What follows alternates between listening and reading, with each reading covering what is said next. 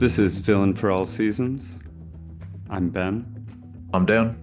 I'm Andrew. All right, let's get into it. Just when we thought there were one too many alphas, they keep packing them in like sardines. Yeah. It really is an alpha overload, and it's not safe. Yeah, a lot of tea in the White House.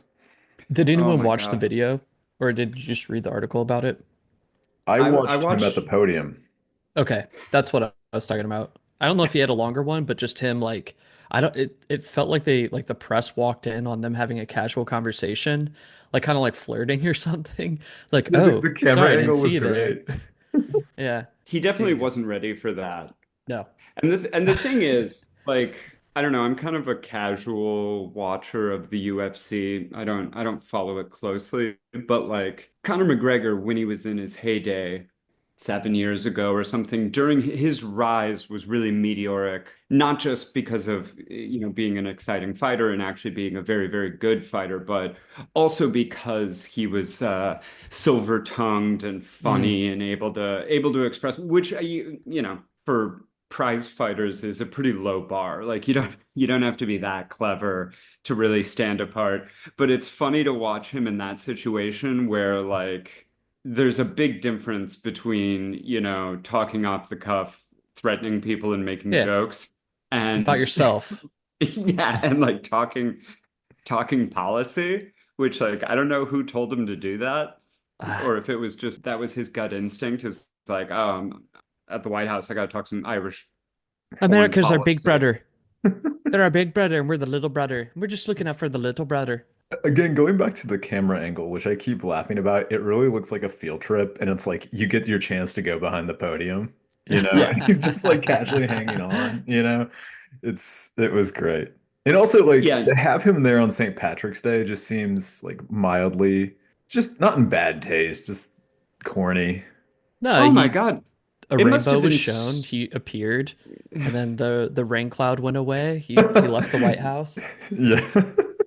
it must have been so embarrassing for like your average Irish person to be like, Jesus Christ, like not like again, going back to his rise to fame, there was a time when he was, I'm sure the pride of Ireland in certain ways. Like he became the most famous Irishman on earth and was really representing the country as this great fighter and this really entertaining, beloved figure.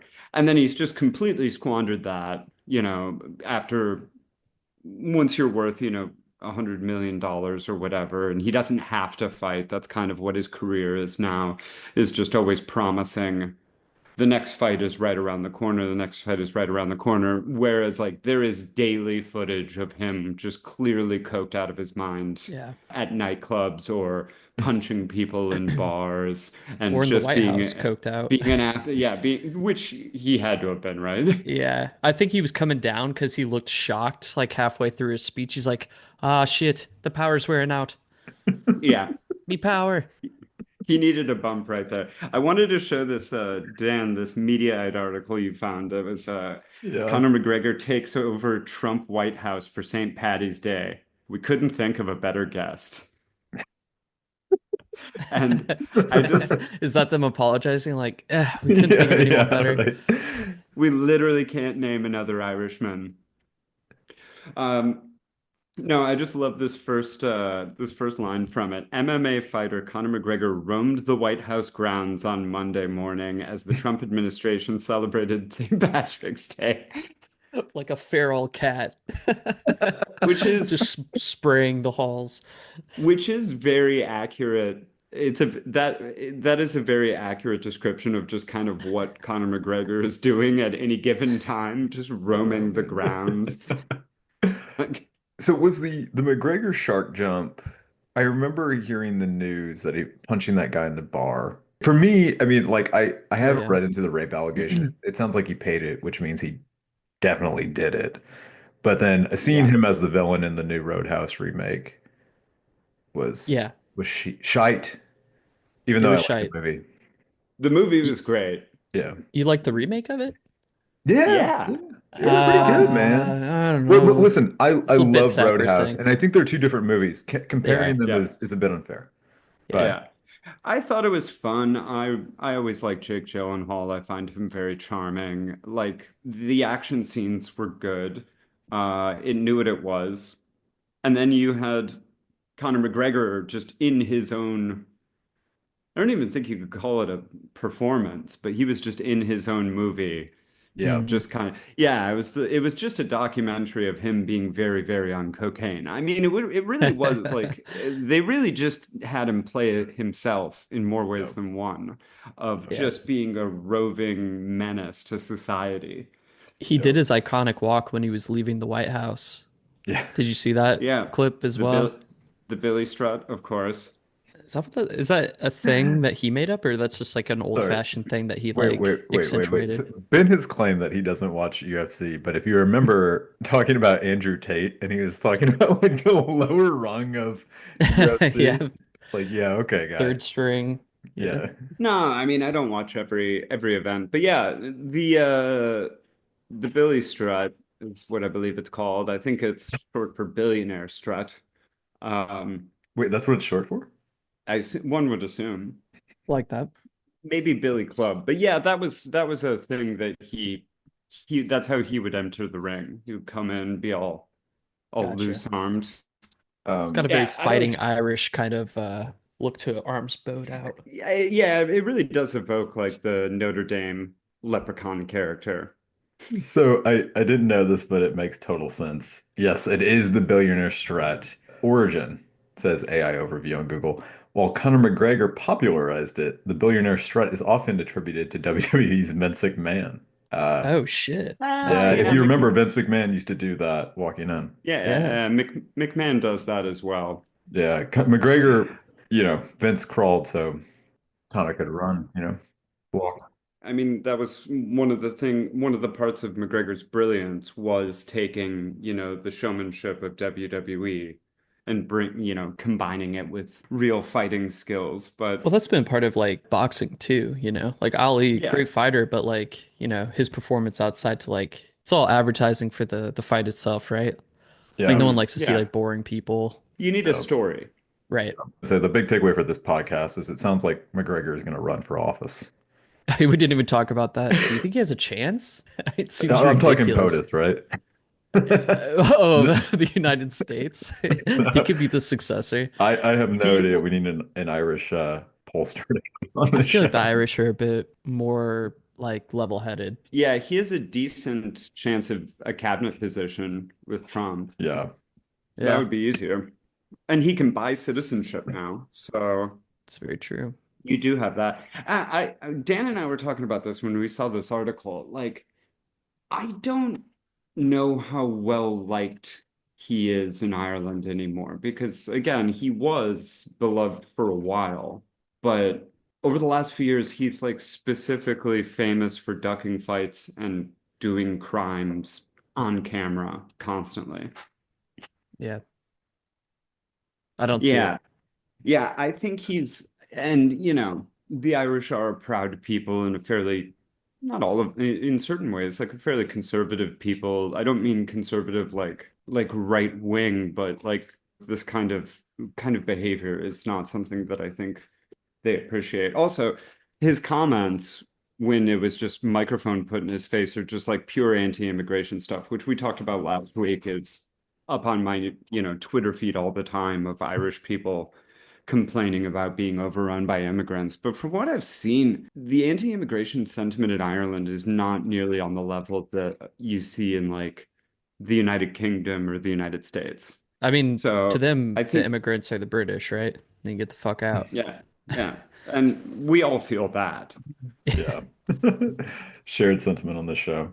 I don't know. It just seemed like it seemed like a cozying up to Trump, obviously. And this is in the whole UFC culture, Dana White obviously is a really big Trump supporter. Trump is a legitimate fan of the UFC. He helped the UFC get started, and you see from interviews, like he's not just doing that to pander. I think he actually does like it. Like he also actually likes boxing. Hmm. And as we've talked about before, these especially these circles of masculinity or these hobbies of masculinity, these interests of it have been pushed out of like the left wing as being toxic. So MAGA's been like a safe place for them to land. So it stands to reason that UFC people would be like, well, Trump likes us, we like him. Yeah, I think that's a good point. It feels like with this recent Mahmoud Khalil and maybe just some of the well, no, I think maybe just Mahmoud Khalil. I think the fun is starting to deflate from the Trump win. I don't Yeah, I know. I mean, mean, Like like reality it setting just in. seems so like clearly like the fact that the White House is they tweeted out that like Shalom Mahmoud and yeah, I don't know. It just feels like a little bit again going back to shark jumping, you know. And then with the Andrew Tate and it seems like the manosphere might be devouring itself. yeah, I mean, I think I've been saying that for a while too, right? That MAGA, I think, is devouring itself. Mhm. What Marx said about late stage capitalism, we're watching that with late stage MAGA, maybe. MAGA operates on a faster cycle.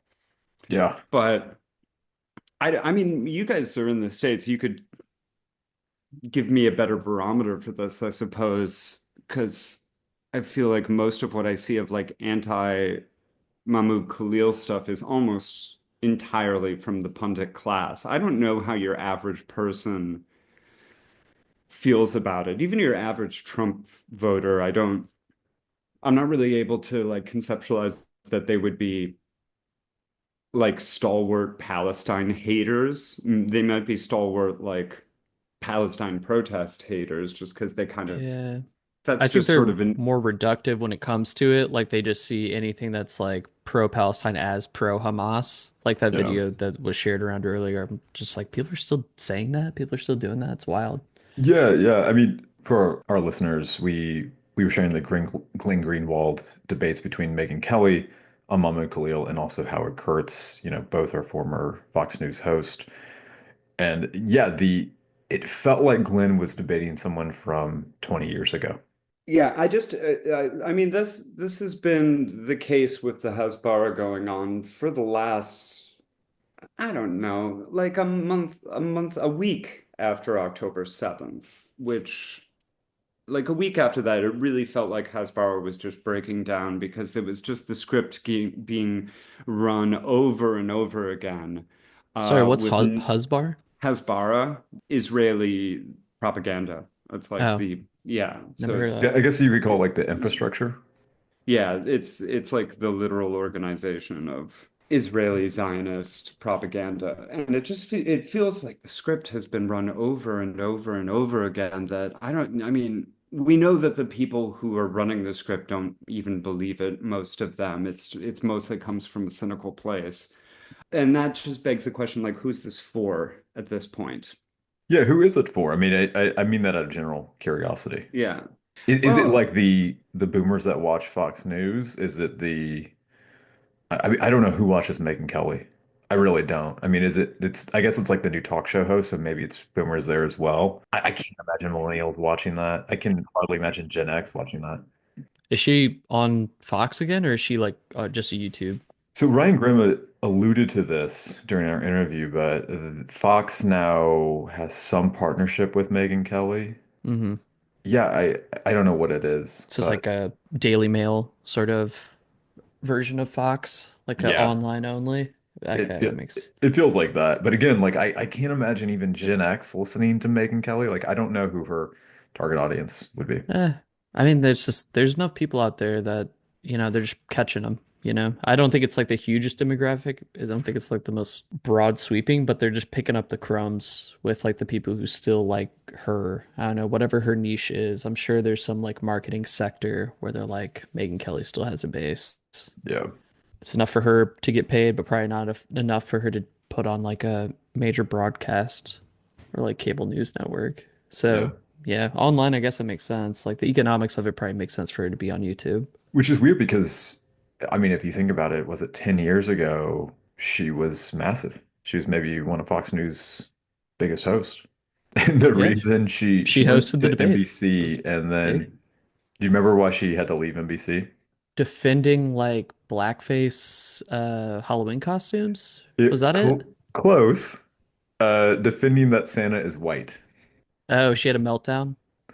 Kind of. I mean, I it was mean, like is a culture war issue, and she went, I guess, to the right, if that's what you'd call that. And I think it's just like her using her like baritone voice saying, Santa is white, okay? Yeah. mermaids are redhead or Yeah, Ariel's it was that fucking argument. ginger. Okay, so she has between like 350,000, which has Andrew Schultz on, which that makes sense because he's has more of like a YouTube So just draw. under us. Just about our level. I'd say she averages like 150K to 200K per Nice. episode, Per which I'm sure I don't episode, know you what the think? monetization rates are on YouTube, but I'm sure that's fine. Like she's making enough money. Holy shit, if you were making 150K per episode, yeah, fuck any like cable news. Well, those are views. Those are views. I don't know what that trickles down to in terms of like advertising dollars that you get to take home. Yeah, what does the boom operator make? That's kind of dog shit for views though for a YouTube show. Yeah, I think I mean, it's not what you would expect from like someone of her celebrity. Yeah. Everyone Yeah. knows her name, but yeah, it's really it is kind of like I'm sure she like her ego took a major hit because it sucks. It looks like she's trying to like even the graphics on it. I mean, it's just like it just looks bad. What's the guy's name from Get Me to the Greek? Russell Brand. Russell This is where Brand. Russell Brand did not want to end up, and he's just like, okay, I'm just gonna go and like try to jump at the top end of the right wing now. This is the bottom end of the right wing, I'd say. She's Yeah. got Sirius XM. Yeah, this is pretty sad to see this is where she ends up. And this is probably why most like Republicans are like afraid to go against Trump in any way, because she was positioned pretty anti-Trump. She asked him that famous question, and he responded about blood coming out of her, whatever, during the 2016 debates, and that was kind of like the Yeah. start of the end for her. I Yeah. think that's something related. Like she eventually got kicked off of Fox for that. Democrats grew a spine. Didn't take them very long. Oh, nope, the other thing. The opposite. Could one of you give us a brief overview of what happened, and then we can get into Schumer? Yeah. So there's a funding bill. As far as I understand it, so it's called a continuing resolution, and it just keeps the government funded for the year. We've constantly done these things where we've kicked it down the road like 6 months. Um, I do not know. Dan, do you know? Is this like just another one of those kick them down the road, or is this like a more permanent version? Until September. Yeah, which feels like a lifetime in politics, right? Yeah, who knows where we'll be at? I mean, Well, it Trump's might only not been last president that two long. months. Yeah. Yeah, budgets won't exist by then. Uh, our budget should just be translated to crypto at this point. How many bitcoins we get to spend. So there was a potential fight on the Democrats' hands. They gave them 0 votes in the House, but they didn't need any votes from Democrats, they being Republicans, to send it to the Senate for final confirmation. And then I think so to get the 60 votes, they needed all Republicans plus six or seven or eight, and then Rand Paul defected from the Republicans, and still there were enough Democrats that voted with the Republicans. The Democrats didn't contribute at all to this bill. They didn't sit down to negotiate. It was just written for them, and they agreed to it. Previously, before that, everyone kind of like got in front of the camera and started posturing as if like this is like an atrocity of a bill, and it does horrible things to hurt the American people, and then they didn't fight at all, and then they voted for it. So I don't. Mhm. There's no doubt in my mind that I mean it's probably horrible spending cuts on essential things that we believe in terms of like I mean social welfare, and funding like good projects that government should be funding. But I don't actually know how much it matters because if they don't want to fund something, it seems like they just stop funding it. So there's Yeah. that angle to it. And then there's also I don't know. It's a really bad look, and there's no reason why they couldn't have fought for it. But I think they were just worried essentially that if it's a shutdown, they would look bad, and they were just like too afraid of looking bad. Even though the Republicans have, I think, enough people to do it on their own if they had taken it to what's a reconciliation, Yeah. which is a way of getting it without this super majority or 60 votes needed to move it. But then it has to be very stripped down. It has to only be, I'm gonna get the terminology wrong, but like a reconciliation bill, like it has to be like only budget related. So I guess this thing they passed had a couple like bullshit things in there. I think that gave, I was listening to something earlier today about it, but that essentially gave Trump the power to do some of the things that he'd been doing that they'd been complaining about. And now it's like a legit use of executive power to do some of the things. So that's my understanding of it. I was trying to read like all the intricacies of the bill, and of course, like you have to really dig deep, and even then, it's just what has been actually leaked to the press. So there's still a lot of unknowns which are actually in the bill. But did it sound like to you that it was the Democrats once again failing to actually stand up to somebody they had previously called a fascist in the past 6 months? That's what it looks like to me and probably everybody else. I don't really know how you can see anything other than that. I mean, we've been railing against this forever and other people as well that these people spent years telling us this was Hitler 2.0. And then as soon as he's in power, it's like, well, our hands are tied. We got to find a way to work with them. Yeah, the thing I find the worst part of about their cowardice is that there's not an election happening in the next, you know, 20 months. So, or whatever, 18 months. People aren't going to remember this, but they will remember like just general cowardice of the party and the unwillingness to even take like a mildly bold step of forcing a shutdown or forcing a worse situation in the hand. I guess Chuck Schumer was like the pioneer of the let's concede and let's go along with this bill. Um, and he kind of whipped up, I guess, the seven or eight Democrats that voted with the Republicans. Also, just the least charismatic man you could ever have to be in front of a camera, and then also for him to his reasoning, that's what it was. His reasoning to do that and to finally like fund the bill is that ultimately like the net negative to the American people, it would be a net negative if we had rather shut it down than taken this fight. I don't know. We're going through a lot of things economically, the stock market, whatever. I know that's not like the economy, but there's a lot of like run on things. We're probably gonna have to lower inflation rates and that's gonna or interest rates and that's gonna raise inflation again because our economy's tanking. There are things that we're willing to do to bite the bullet and like hurt ourselves for longer term like outcomes, and this would be one of them, like not just like I just want to see some fight. I just want to see some teeth. Yeah, this is all anybody wants to see. Like what Ryan talked with us about of like people who actually are faithful to the Democratic Party, right? Like, isn't this what they're dying to see? And what's their approval rating right now? Like Democrats in the Senate, like 30 29%. Yeah, something. something Yeah. absolutely abysmal.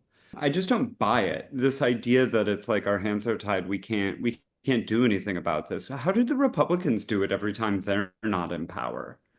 Yeah, Like what someone told me, they're like they Republicans would have totally shut it down. No yeah, Hell questions yeah. asked. they do this all the time with like Um, with a minority government. No problem, no issues at all. And that's again why people like them. And like I feel like we've been talking about this every single time, but like there's kind of like how can you not talk about this constantly? It's like, yes, you can rail against Trump all you want, but at this point, Chuck Schumer and the Democrats are every bit as responsible for every single bit of policy that comes out of the Trump White House as he is, right? I keep seeing this rhetoric of like Trump or no, sorry. I keep seeing this rhetoric that Chuck Schumer is just absolutely the wrong man for this moment, and same with Hakeem Jeffries. And it's like, I feel like that's falling a bit short. He's not wrong for this moment. He's wrong for any moment. Chuck Yeah, Schumer is not fit to govern. I fair actually enough. don't get the sense, and I never have gotten the sense that he's particularly interested in governing. And I guess this is maybe good for the Democratic Party in their minds that he gets to be kind of the lightning rod for everyone's ire right now, and everyone will be Hmm. mad at him. This is, he is the minority leader. Like, he represents the party. He's not some outsider in this. Like, this is their agenda. What the fuck are people supposed to think when they see this, aside Uh, from abandon them? yeah, I don't know. It is like not common knowledge, but kind of like the prevailing wisdom is that like the party who forces the shutdown suffers. But like I said earlier, just I don't think that people are going to remember when it comes time for it to matter. And I think that we're already suffering now, so that Yeah. if you do anything, I don't know, maybe the calculus is just so weird because it's like it doesn't like is he afraid that if they cause the shutdown, then they'll blame every economic problem on the Democrats that happens between now and the is he just really trying to like avoid blame for anything? They're like, hey, we did everything you guys wanted to, and everything failed. Maybe he just thinks this is the politics of like 30 years ago, but like I feel, I think the Trump being a dictator rhetoric has been thrown around rather cavalierly over the years, but like if he ever has been behaving like a dictator, it's right now. I don't think there's anything that the Democrats could do right now that would look worse than what the Trump White House is doing. I And mean, the thing, he's trying to deport Mahmoud Khalil. Like, do you have any, Yeah. like, you guys do, but like, do people have any idea what precedent that sets? Like, they're trying to set a precedent that just anybody who speaks against Israel can just be sent away to a foreign country. They're sending people to A green card the, holder. He's not like a yeah, visa holder. He's like a yeah, a green semi-permanent card holder. resident. Yeah. Yeah, but how many steps away is that from an American citizen at this right. point? I Half a mean, step. this Yeah. is the thing that people really need to get their heads around, no matter how fucking much of a bloodthirsty, insane Zionist you are, or an evangelical, or anything like that. I mean, this is what happens at the end of empires. This is when the frontier comes home. And like we've talked about, the Palestinian people have always been like the canary in the coal mine, the petri dish. We test what we can get away with in Gaza because no one cares about the Palestinian people, right? Well, now they're testing that in America, but they're just starting with Palestinians. Sorry, that went off on a tangent, but like, We'll yeah, get there too. I'm sure we'll talk about that a lot. you have that going on, and Chuck Schumer is here worried that people will be disturbed by a I don't think he government said shutdown. that, but like, what else could it be? You know, Yeah, and like he has to think that there's some political ramifications. I think And the election point is a really good one, and also this political capital. Like they're spent. The party cannot really get any lower in the polls unless they Yeah. don't try go as something fine new. in this moment, right? So this would have been the moment to eat even more shit. So again, in 6 months, when Trump looks even worse, the Democrats actually start to look better. This was the moment to fuck Yeah. everything, to go scorcher, Mhm. and they didn't. It's bad. Well, and I think Uh, it's because I mean, this does align with the stuff with Mahmoud Khalil because I'd like to talk about Schumer's reaction to him as well. But this has been the case a lot with Trump's governing in both administrations, is that the Democrats don't kick up much of a fight for a lot of what he does because they're actually not really against it. I think is mhm. something that people need to understand is that yes, they'll fight for, kind of rhetorically trans rights or women's rights, gay rights, stuff like that, stuff that they know is popular with their college educated base. But for stuff, when it comes to empire, when it comes to the Palestinian issue, when it comes to social benefits, union rights, anything like that, they don't care when Trump is taking away those rights or, crushing those support systems because they wish they could too. And in fact, I think people like Chuck Schumer are behind closed doors, probably glad it's happening. So they don't have to, but it still gets done. And then when they do get back in power, if they do get back in power, you can be like, well, I don't know. That's the law. We can't change the laws once they're there. Well, yeah, Yeah, I do that wonder that is. if and when the Democrats take power again, if any of this, like if USAID would be restored, if a lot of these cuts will ever come back into place. When have USAID they is a pretty ever? old institution though too. I think they'll like come out with a new way of like funding development projects, but it won't be in its old No, form. They'll probably figure out just like a new version of no, it. actually, now that you say it out loud, I think that would be the one thing that they reverse immediately and then brag about it. Yeah, I chose the Be like, wrong one.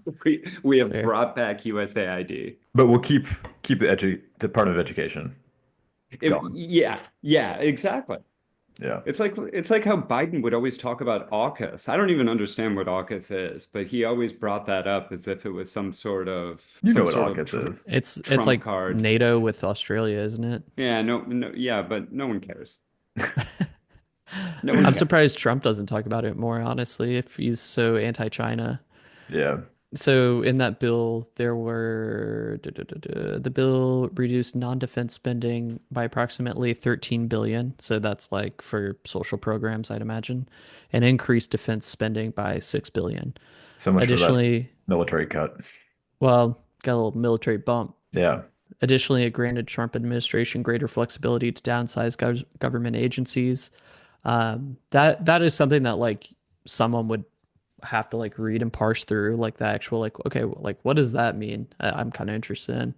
These measures were seen by Democrats as aligning with President Trump's agenda, leading to internal party conflicts. Like yeah, so Chuck Schumer, Dick Durbin, Kristen Gillibrand is she's the other New York senator, right?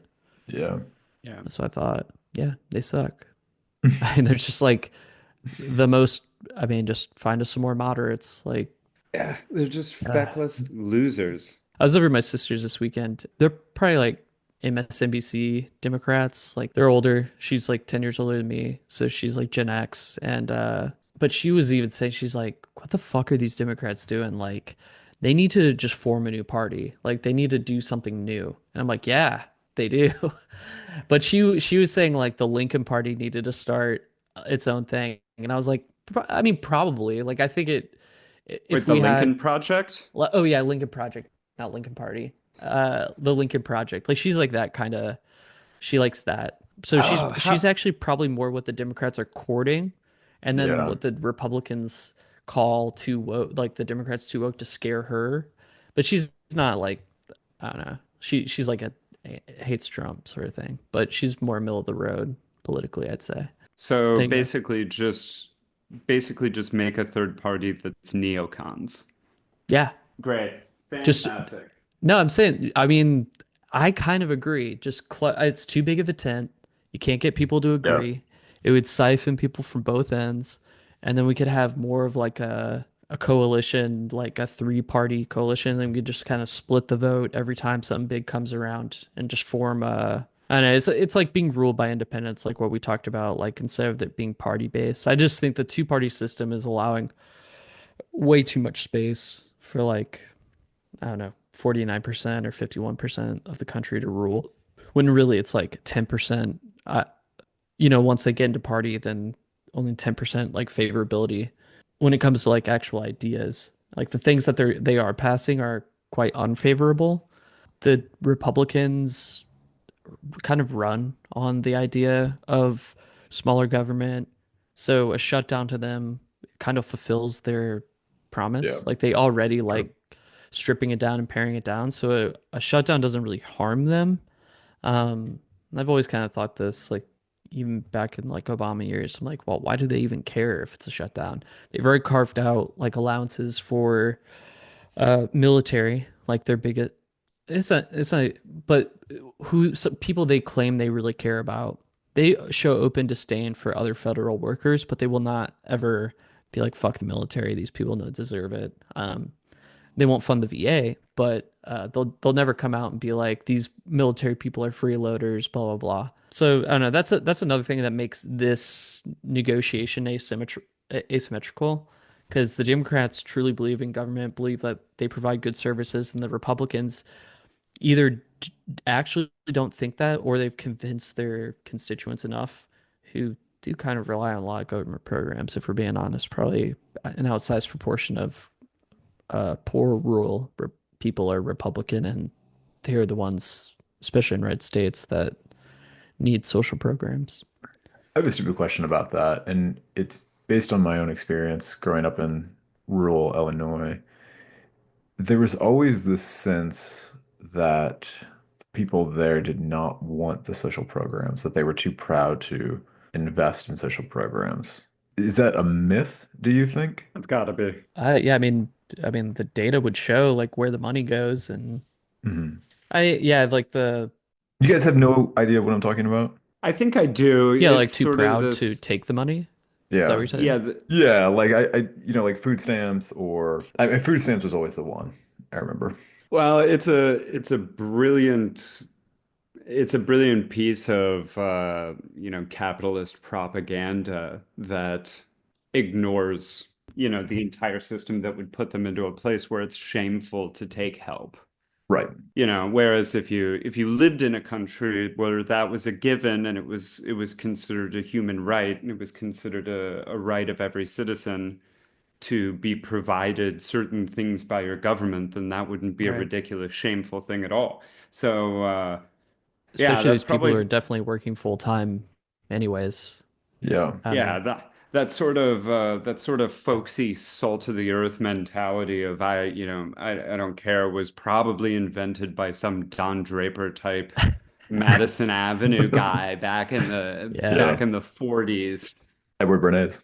I think that hell yeah. I think they do probably accept it in equal numbers. I think there was like a reframing of it though, maybe around like Clinton or before our time, of like the welfare queen stereotype.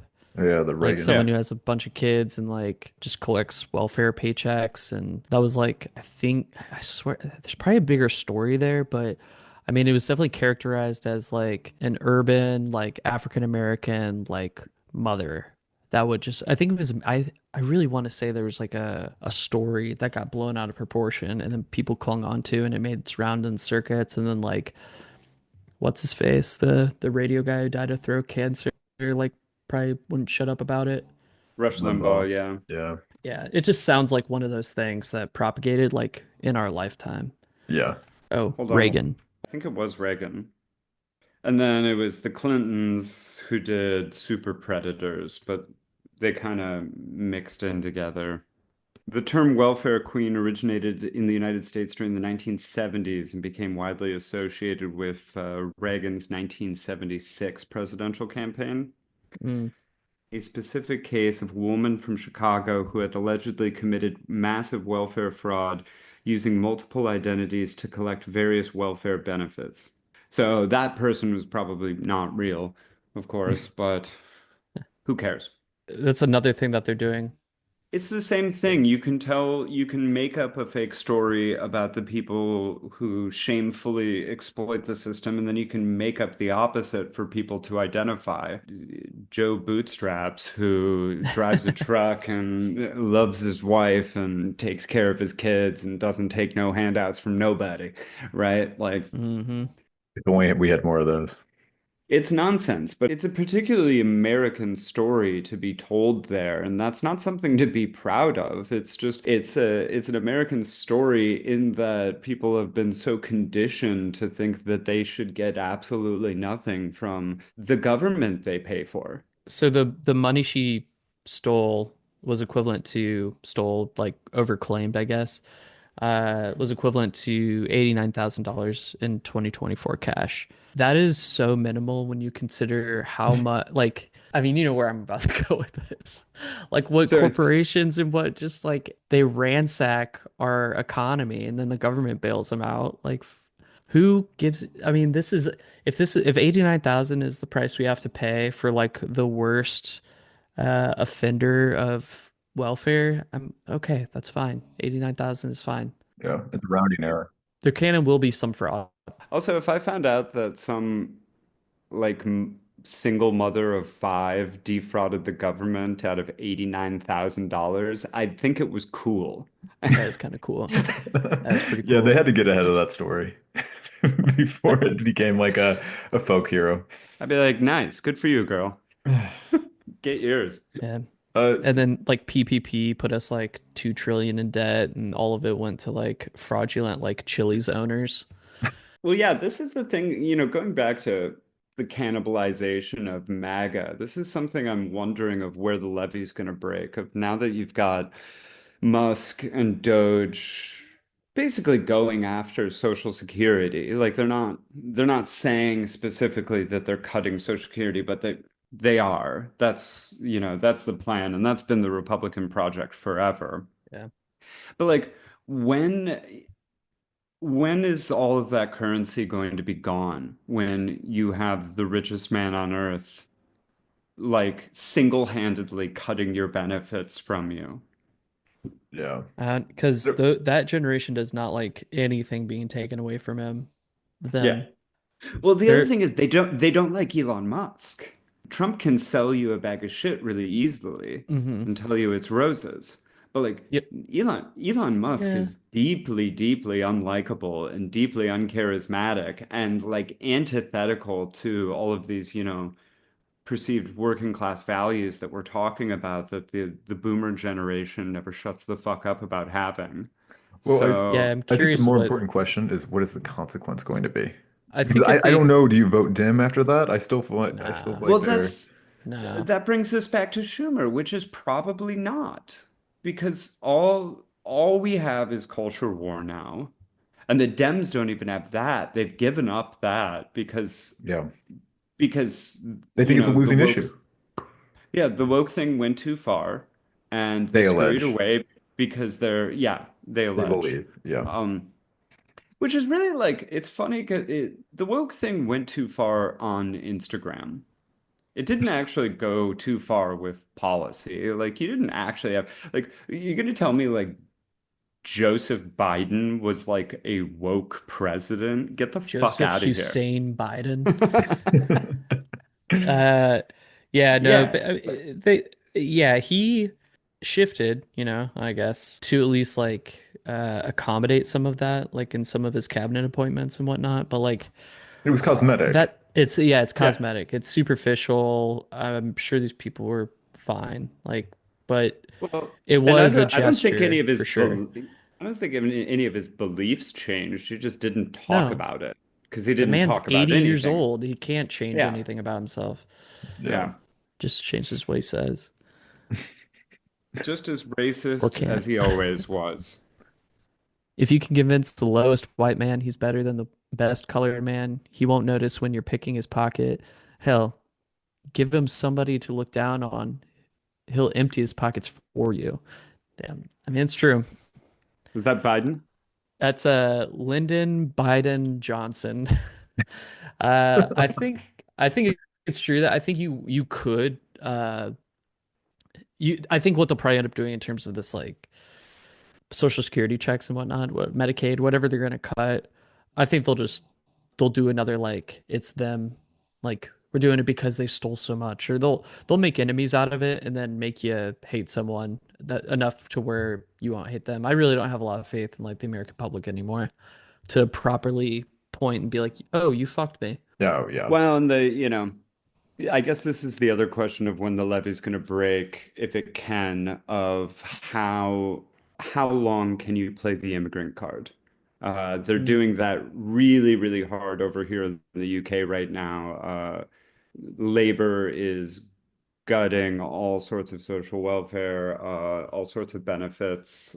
They just did some really big cuts, or they're just about to do some really big cuts for people with disabilities.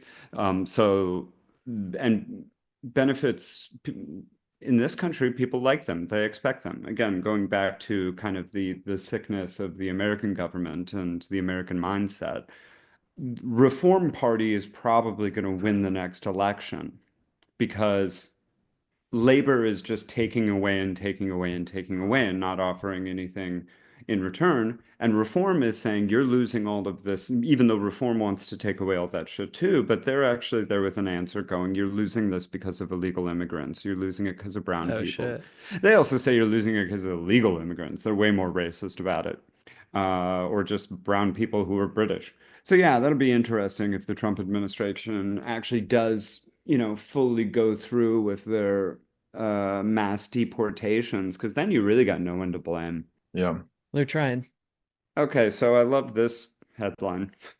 Here we have from Media. It's Trump cajoles reporters to photograph his balcony Evita pose, then post to Truth Social like it was natural.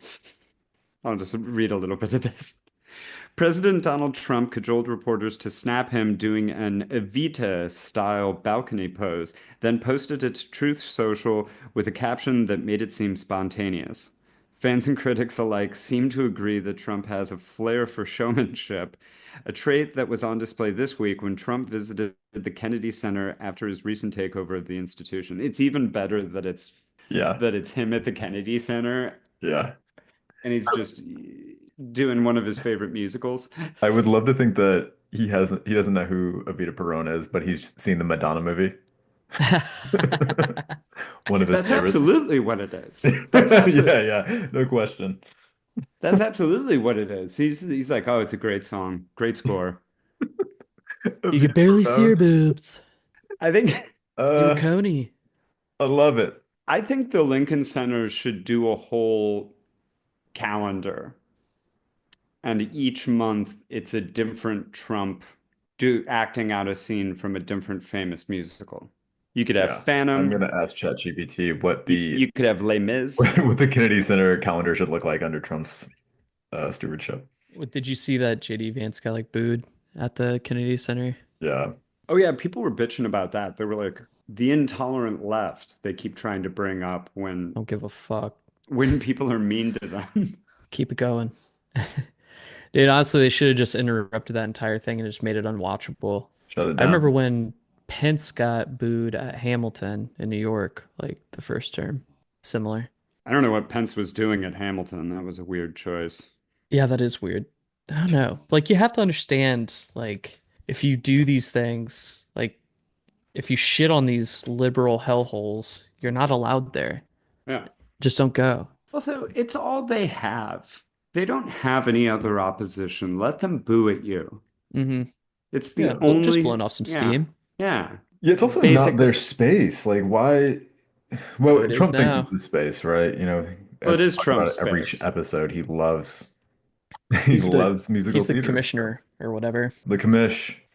Trump should have been in charge of the Kennedy Center years ago, way Yeah. before 2016. I keep saying this, and I'm not kidding. American theater has been stagnant for decades, and Trump is the only one who can save it.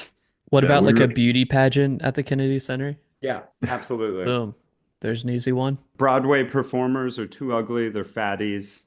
They're they're disgusting pigs, basically. We need to bring back hot 10 out of 10 Yeah. triple acts. They'll You gotta need sing, you gotta act, you gotta dance. I want to see those high kicks. I want to see legs. right. No No more no fatties fat on the no stage. fatties, but fat naturals. No fatties, just fat natties. Oh, did you guys see this sound gun in Serbia? no. Yeah. I don't know what it is because obviously it's not like a visual thing, but clearly they were reacting to something. Yeah, it's those sound cannons used for crowd control. I've heard of these. Yeah. Another thing I'm sure they've tested out in Gaza. They're terrifying. Does it just sound like a train's heading right towards you, or it like actually like physically hurts you? I think it physically hurts you. Yeah. Damn. I don't know if you watched that show Brooklyn Nine-Nine, but they test one in that. And yeah, the Yeah. person doubles over after being shot with one. Yeah, that's a real thing. And another thing, I don't know if they've ever actually used them. If they were going to use them, it would have been at Black Lives Matter. But this is something you can absolutely expect being used on American streets at pro-Palestine Yeah. protests, any day now. Oh, I mean, yeah, again, I think the Mahmoud Khalil case is of everything I've seen kind of in my adult life, this is one of the scariest Yep. stories coming out of American politics that I've ever seen. Obviously, it's a green card holder, which is a path to citizenship. This is a young man, a student at Columbia who has an American wife, who is, by the way, 8 months pregnant, who was basically renditioned by ICE authorities, taken in hold. We know he's in, or do we know for sure? We think he was taken to a I've heard detentions. Jersey and then Louisiana. Yeah, Jersey and then Louisiana. So renditioned out of state. His lawyers have repeatedly said they have no way of speaking with him. Um, and the the response from the media class and from politicians has either been gleeful joy, calling him a Hamas supporter. You can look at any of these kind of Hasbara accounts on Twitter talking about this. They show videos of Mahmoud. I mean, he was a intermediary between um, the protest movement and Colombia, so which would show that he was actually, a sober, respectable dealer to do these negotiations. There is a lot of footage of him speaking. There's also footage of him speaking out against anti-Semitism. There's no footage of him, saying that he is a pro-Hamas, pro-terrorism, anything of the like. So all of that is completely ridiculous on its face. And the reaction you're seeing again, from the politicians and media class is either he absolutely gets is getting what he deserved and we should be doing more of this, or from the likes of Chuck Schumer gave a response to it, a lengthy 10-page response that spent basically the first 9 pages talking about how despicable he thinks Mahmoud and all his beliefs are, completely What? mischaracterizing him and, saying, oh, everything about this guy is terrible, but maybe we should worry about the First Amendment a little bit. I don't know. Um, yeah, I definitely want to get someone on to talk about it more at length. And I would say anybody who is listening to this, you should be talking about this all the time. Uh, Because if they can do this to him, they can do it to any other green card holder. And if they can do it to any other green card holder, they can do it to American citizens. It's really, really not that far away. And I make light a lot about Republican policies, but this legitimately scares me, and it should scare everyone else. Ben, are you seeing any news about it over in the UK? Well, yes. It from mainstream media, no. I mean, the BBC is a terrible actor when it comes to talking about Palestine and Israel. But from the protest movement, the pro-Palestine protest movement in England, in London specifically, is actually incredibly robust. It kind of, from what I can tell, from I haven't been over to the States to any protests over there, but London really puts America to shame in the last 2 years. I've attended quite a few protests, and they are in the hundreds of thousands. People in Europe, people in other European countries outside of the United States, a lot of people in the UK speak out about this a lot, and are really incensed by it. So Mahmoud's case is in the forefront of people's minds, maybe not in the news media, but in people who care at all about the fate of the Palestinian people and the crimes of Israel. Yes, yeah, it's being talked about. Yeah, that I mean that's really fucked up. I mean it's crazy to think that's escalated. That this is like the type of thing that I was really afraid of when it came to escalation of just what we were willing to do to US citizens on US soil. I I mean it was 4 short years ago during like all the BLM protests. Do you remember like in Portland they were having unmarked vans like just pick people up off the street who were Hmm. citizens? Like I don't know, like we're yeah, there's a lot of scary shit going on, and I don't like Yeah, it. yeah, and it's not. I mean, you talk to anybody from the third world, it's not new as far as the actions of the US government, right? Like we have kidnapped and killed many people and many US citizens. So it's not that it's not that this is unheard of, but what I think is unheard of is how public it is and how much, at least like the Bush administration and the neocons would have some sort of veneer of plausible deniability of, at least in the early years of the war in Iraq, it was a popular war. There was an amount of patriotism behind it because of 9/11, because there had been Yep. an attack on American soil. So when you have the likes of, Anwar al-Awlaki, who was an American citizen, getting drone striked by Obama, well, you could Oh, go, right. okay, well, Al-Qaeda had renounced the United States, and by renouncing the United States, had renounced, any any accompanying rights as a U.S. citizen. Now, I don't, I didn't agree with that line then. Whether or not you do, I think is immaterial. Um, but the fact that it's happening so openly and so proudly is really terrifying. And what's even more terrifying is how willing so many people are to go along with it. Yeah. I And it crosses party lines too. Like you just mentioned, Chuck Schumer was y- like applauding it in a way. yeah, they're happy it's happening. And would this story have gone down like this in a Harris administration? I don't know. I don't know. Probably not. Probably not. We don't get to know. Probably not. But that doesn't negate the fact that, like, the scene was set for this to happen because of the Biden administration. Like, we were warming into this over the last few years, the last many, many years. Because of So, all like the congressional hearings with the teachers and just the overall like yeah, media yeah, surrounding the protests. just the attacks on the students of Columbia, sending in the NYPD, the spying on students, Hmm. I mean, the scene was really set for something like this to happen. So Yeah.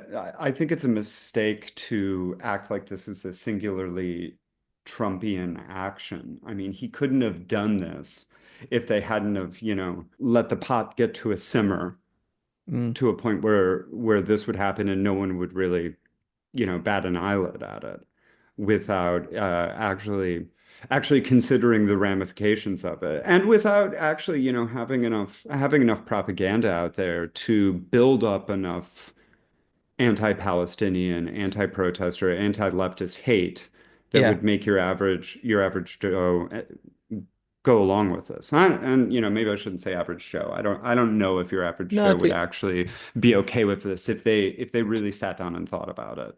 okay, so for instance, my mother-in-law, she watches like MSNBC all the time and sh like last year at some point I was talking to her about like I'm like, yeah, it's kind of crazy like the protesters and how they're like forcing to leave and stuff. And her perspective was, and this is clearly just because she watches MSNBC, is like, well, they are being pretty like scary for like the Jewish students. And I'm like, are they though? I know that was a narrative, but that's a narrative they keep repeating and repeating, and it was probably on CNN and MSNBC, and it's definitely on Fox.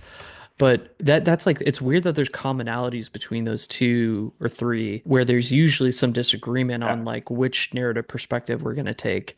There was no pro demonstration media Yeah. outlet in the United States.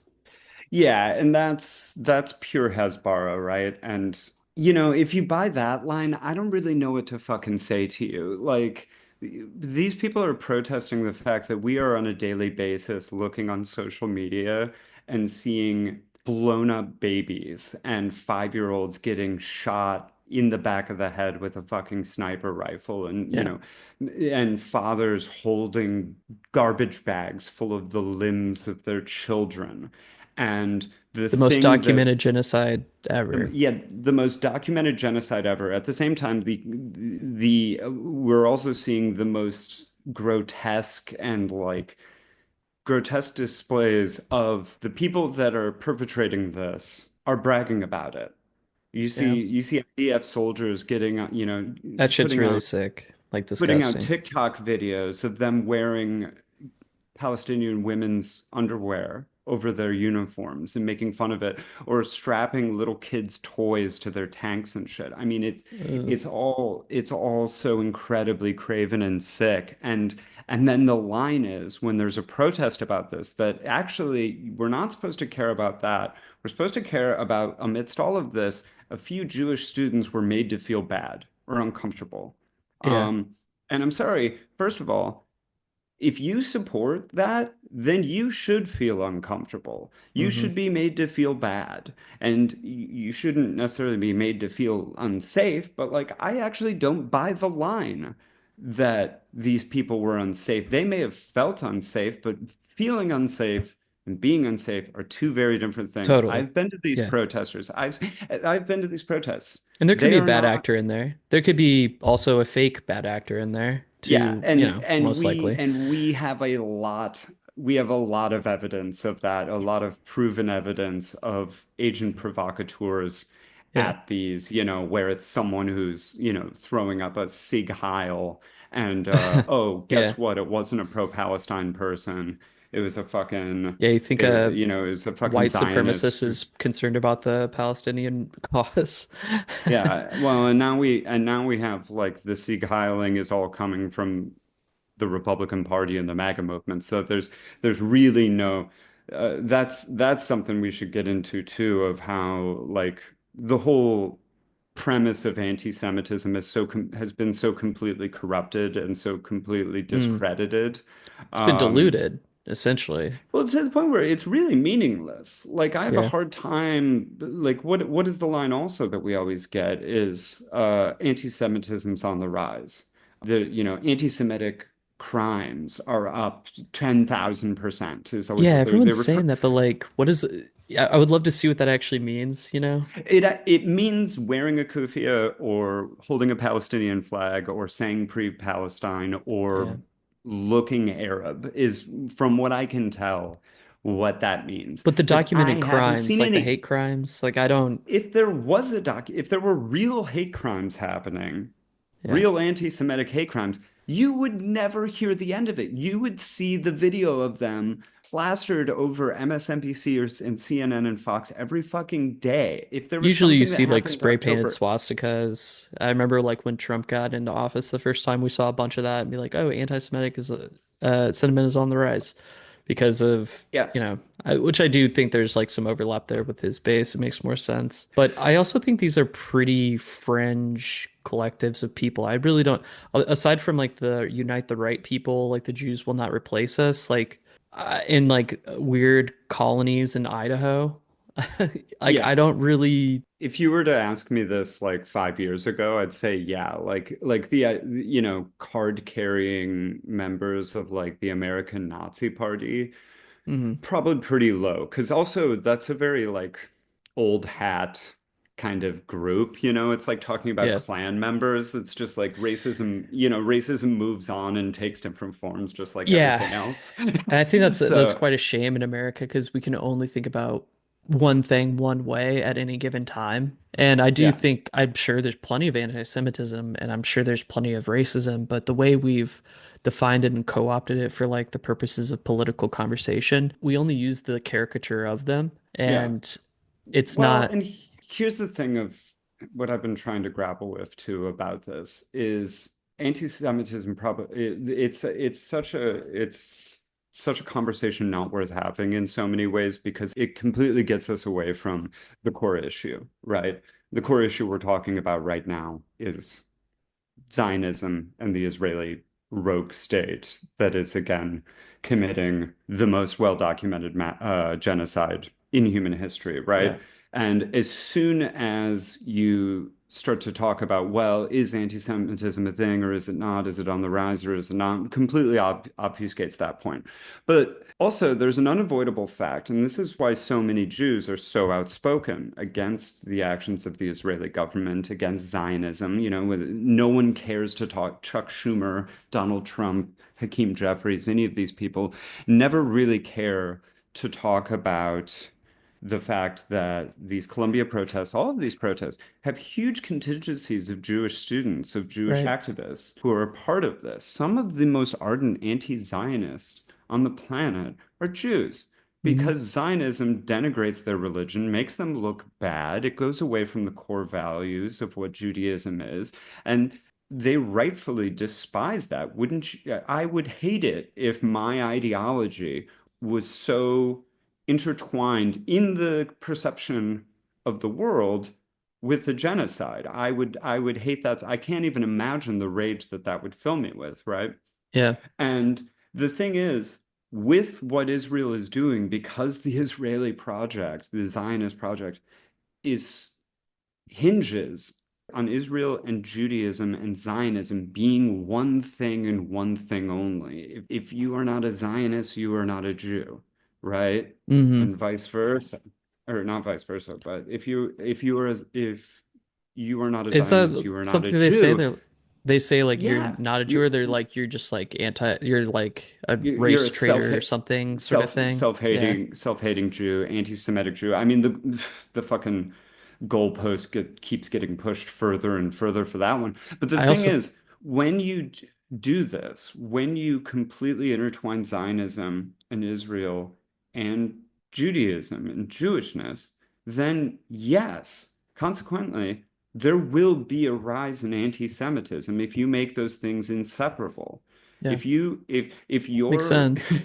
if The your policies of line a is state that and then looping it in with the thoughts and beliefs of a religion, which aren't yeah, necessarily like, yeah, I mean, the government structure isn't that yeah. of the religious. So, Yeah. And I talk, I've talked to Palestinian immigrants who have, are very, very ardent that they don't hate Jews and that they make that separation. These are Palestinians I've met, in Western countries, of course, but mhm. that's really important. That's been a really important point for them to make. But like But now, it's like you're only making more enemies. Like by doing this yeah, bombing, like well, if I grew up there, if I was like between 8 and 20, 24, maybe. if you're talking about someone who lives in the Gaza Strip or lives in Right. the West Bank or lives in, parts of Syria, southern Lebanon, and their only experience, I mean, like people in the Gaza Strip have never met a Jew who isn't an IDF soldier Mm, who is policing them or beating them or shooting at them or taking away their provisions, taking away their water, whatever. That is their experience sure. of of Judaism. So like it's not crazy to think that if this is what the Israeli government is going to do, it's going to stoke more anti-Semitism. Right. So if that's the conversation you want to have about anti-Semitism being on the rise, sure, but then you have to separate Israel from Judaism. I had a friend who thought like anti-Semitism was like I hate to say funniest of all the types of like bigotry just because it was like so uh like rooted in essentially nothing. Because like, well, this is I think back then, like I never thought of it as a race, but I think I've heard people who are like it's good that it's a race, and then other people that's like bad that it's a race, and I think that was something that was designated during Trump's first term. But I don't know, I just always thought it was like a belief. It's a little bit more of a rigid belief tied with blood because it is passed down through blood, unlike Christianity, and like it's not a religion that really evangelizes to like get new prospects. So there, in that sense, it is sort of like a, I guess like a tribe is what people call, right? Hmm. Call it.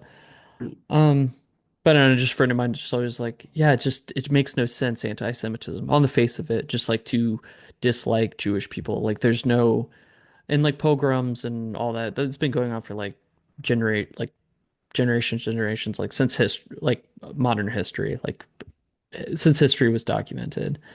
But now, if you have the actions of the state to point to, now you actually do have some excuse to be like, look, this is, you know, look at what they're doing. They're controlling our politics and all this other like weird stuff. Like the old tropes didn't make a lot of sense, but now you actually do have this like physical form instead of Hmm. some weird cabal theory that like Alex Jones or something would probably subscribe to. I don't, friend of the show. I don't want to put words in his mouth, but Yeah, let's wait until next week when we have Alex on to when we defend have him on, himself. he'll speak for himself.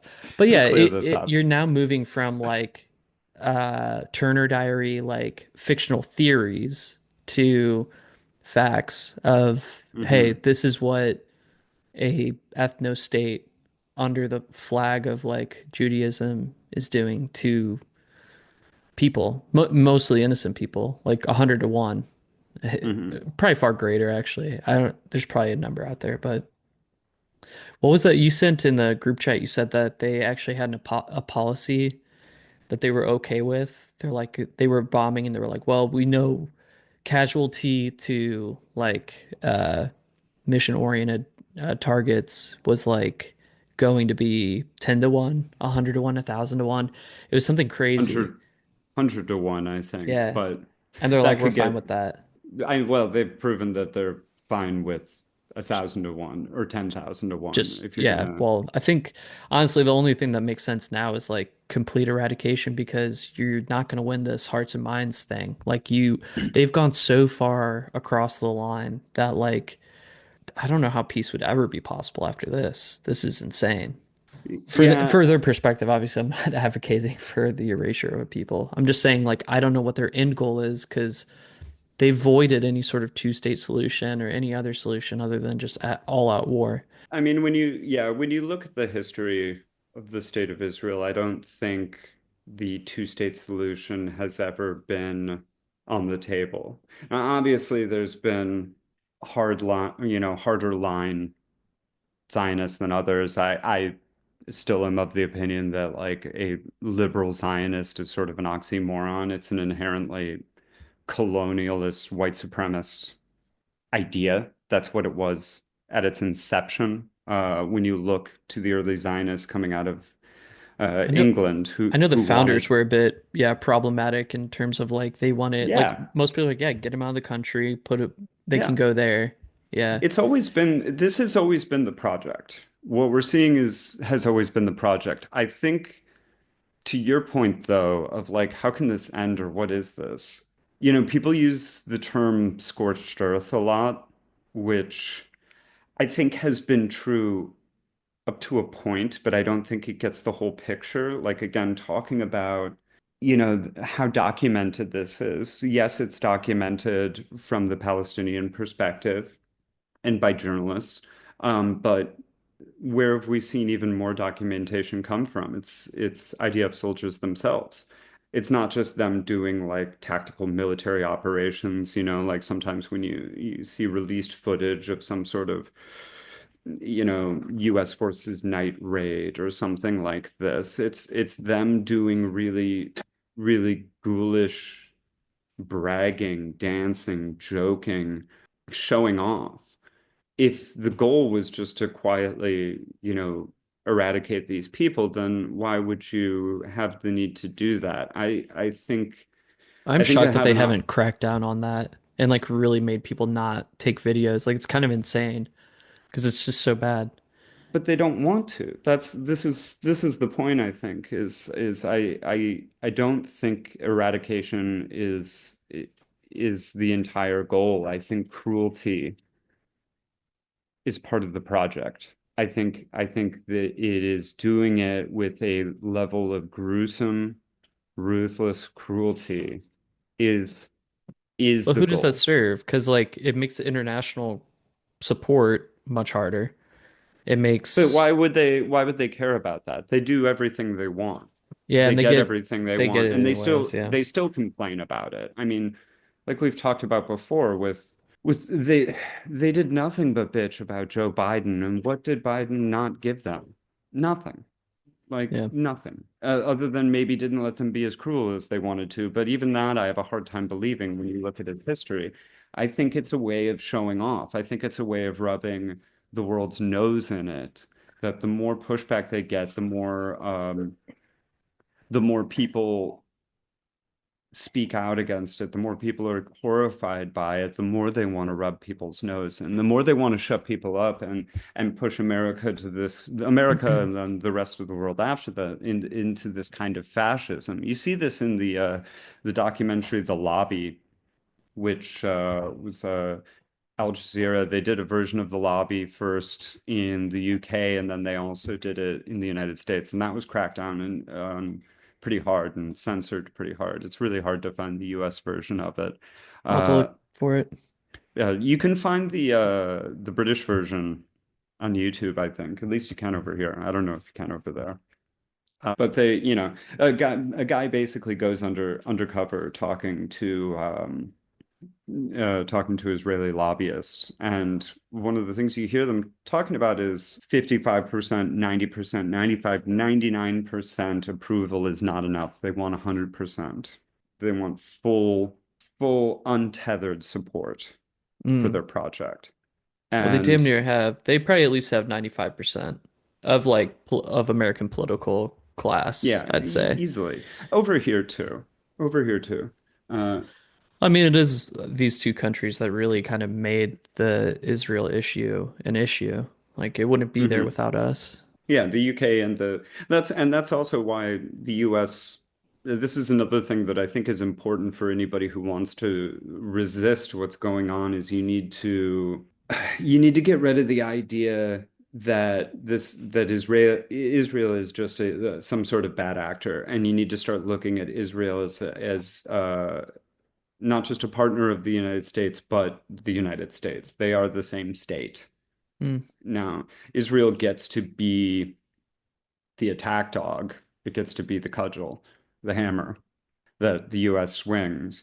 But that's why we never fully crack down on them, aside from the fact when it looks bad for us optically. But as far as what they're doing, I mean, the Israeli project, what is the Israeli project? It's getting Lebensraum for Israel, the greater Israel.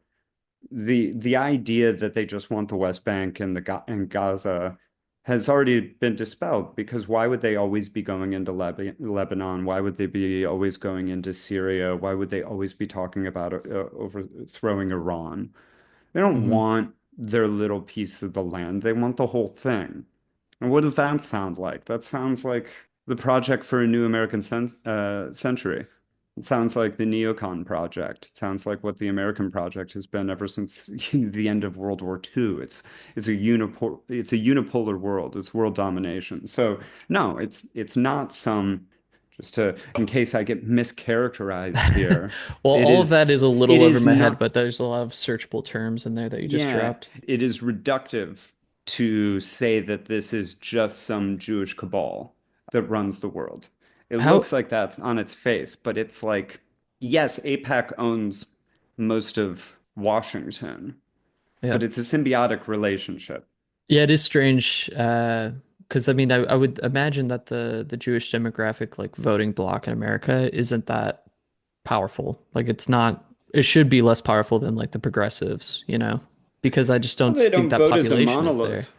Yeah, Yeah, they don't vote or yeah, as a they don't vote monolith as a monolth anyway. either. And they mostly vote for Democrats who are Yeah. Israel's le less favorite of the two parties, at least since They, Obama, for whatever reason. Like they just didn't get along. I guess like Netanyahu's political party aligns more closely to the conservatives in America. Maybe that's why. yeah. Well, and Um, then you have the whole thing of evangelicals, which I think the that's a weird tie-in evangelicals, too, yeah. it's so weird when you actually figure out the story behind that. But the evangelical voting bloc is when you're talking about individual voters voting as a bloc, the evangelical voting bloc is a very real bloc in a way that I don't think that I don't know if you could unless you're talking about like parts of New York City or something. You can't really talk about like the Jewish voting bloc. Yeah, well, I mean, you could definitely talk about the black voting bloc. They love to do that. They love to talk Yeah, about the but gays. just yeah, but just by sheer numbers. I know, I know. Yeah, I'm just yeah. joking. I'm just joshing. But no, you have the evangelical voting bloc that's, Do you think insanely pro-Zionist because they ironically want all the Jews to go back to Israel. So that's wild? so the rapture will happen and all the Jews will die. Well, I guess And everyone dies and then the Jews go to hell, or get most of them do. I can't remember exactly how it goes. I should look that up sometime because I know that like fun little party fact, but I don't know like what part of the Bible it's in or anything. But I would love to know like Yeah. the actual text of that because it's just such like a profoundly weird thing to base your life around. Be like, well, we gotta pack the Jews in Israel, and then we gotta, prepare for But the 144,000 remaining Christians who can go up and see Jesus.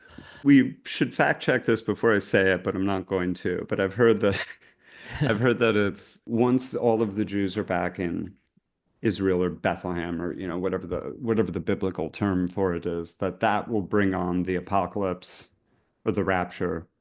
Take your pick.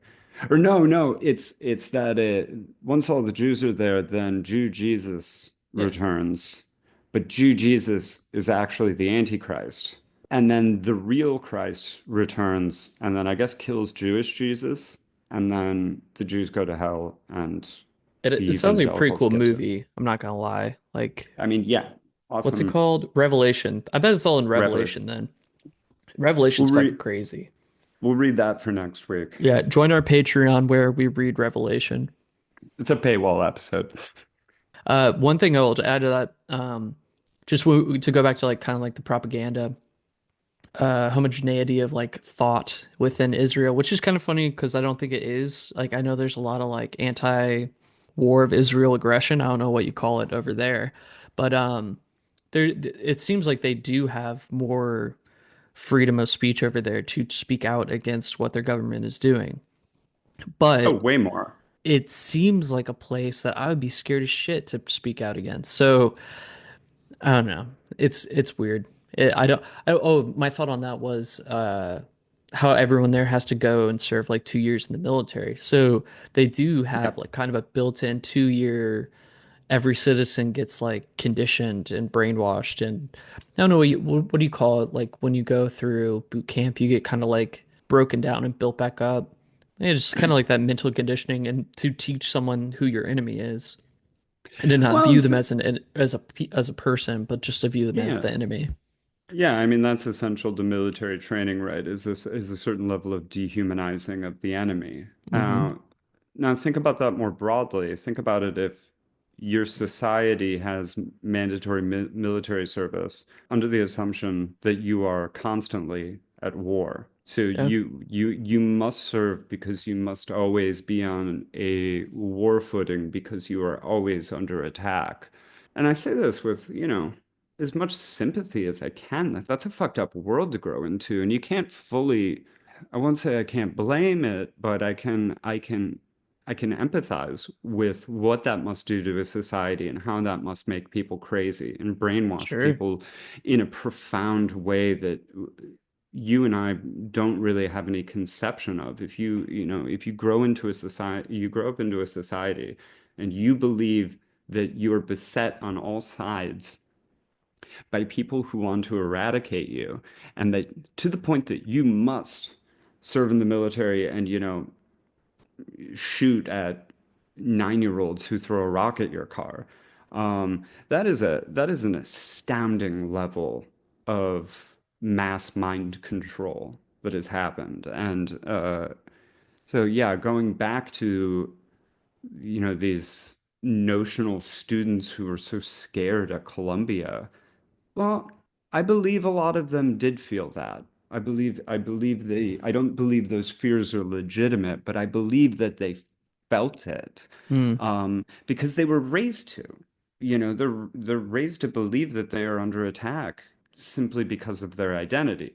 Which there's plenty of historical context to that to make it true with the pogroms and Yeah, but we're well past the point of that being a legitimate excuse for yeah. continuing to support this. Well, yeah. I mean, as soon as you have like ethno state with nukes, Yeah.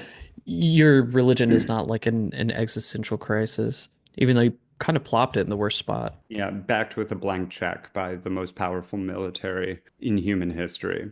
Trying to play the poor injured lamb thing really doesn't have much credence at this point. Yeah, I saw one guy, this is like an old video at this point, but who just got into the middle of like a protest with like tents, and he's like, I feel unsafe. He's just screaming like, Yeah. I feel unsafe. I was like, walk away. I think that was that Shy Davide guy. Was Have it you a seen joke or stuff was from? he being No. oh He was like an associate professor at Columbia and he's been kind of a known quantity in New York for a mm, long time of just like being out harassing what a Muslim loser. students and just yeah, just going and crying and throwing fits. He got I think he got suspended or fired like last year from Columbia to the point where where they're like yeah, man, you're getting us way too much bad press because Shit. he would just be out on the lawn, seeing these peaceful encampments of people just kind of sitting around and I mean, whatever your opinion is on the protests, there's no one with, no honest dealer could say that they were violent or anything like that. And yeah, he would just be there like screaming and crying and yelling at people, doxing people all the time, just trying to like put Ugh. people's names out online and get them fired, get them expelled and stuff. So yeah, he's been around forever. Yeah, you're right though. I mean, if there really was like violence at these like many protests, you'd see it. They'd never shut the fuck up about it, Yeah. ever. I think Yeah. that's like the biggest God, yeah, I don't know. It's very frustrating because it's all based around something that I find to be pretty childish to begin with, which is just religion and the idea of like ownership of land and your right to something. I don't know. The hypocrisy and double standards of like Israel's right to exist and then over other people. It just over people like who like that's just a weird way to phrase it, right? Like, does the United States have a right to exist? Like, well, no, I mean, but Well, like the people within the no. United States do. Like, Yeah. the people do. It's I just don't it's a understand like people's grouping of yeah. uh It's a really abstract insane piece. things. Yeah, it's a really insane piece of rhetoric that we've all just sort of accepted and never and people have started to question it now in the wake of the last 2 years. But like if you take like half a second to consider that phrase. It's insane.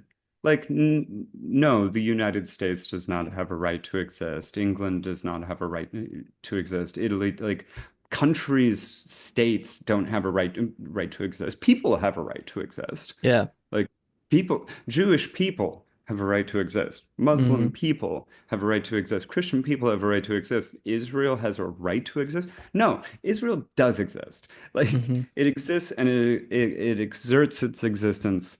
So I don't like this idea of like to trip people up of go, well, do you think it has a right to exist? No, I don't think any country has a right to exist. That's an Yeah. insane argument.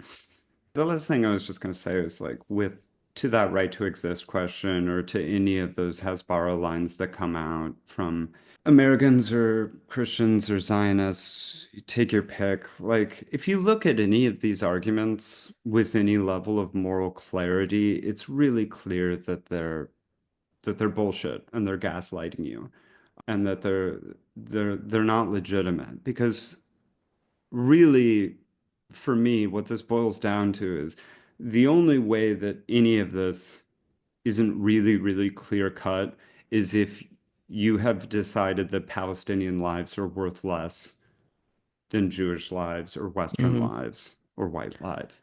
That's the only reason any of these weird obfuscating arguments exist, is to confuse people into thinking that this has anything to do with anything else.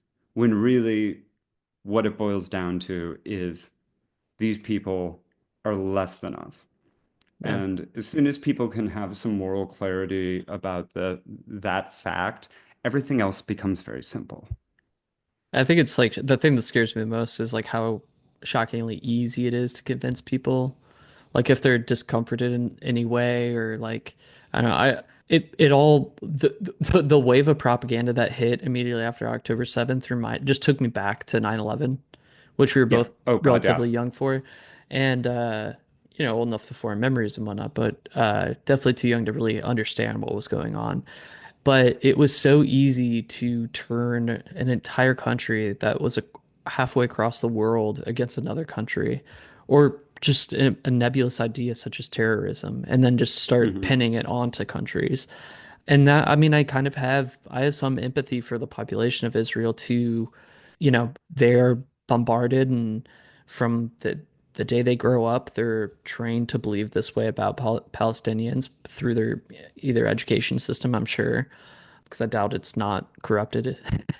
And then, the mandatory military indoctrination. So so it's kind of impressive that there are people in Israel. Maybe they're Jewish people who have migrated to Israel who are the protesters, but it gives me both hope Doubtful. and scares me. Doubtful. Hmm. It gives me hope that, people in the face of overwhelming like propaganda can, come out and see the truth and what's right. And then it scares the shit out of me over here how easy it is for people to like be like, oh hell yeah, there's a terrorist. You gotta kill them all. Gotta get them Yeah. with like no other context other than they're the bad guys. We're the good guys. Like, Yeah. okay, well, I It's don't like just, bad guys. it's a continuation. It's a continuation of what was happening with the war in Iraq. Well, that was our jovial episode. This was episode 29 of Villain for All Seasons. Thanks for joining us. Like, subscribe, share us with your friends. The algorithm hates us. Don't let the algorithm win. This is Villain for All Seasons.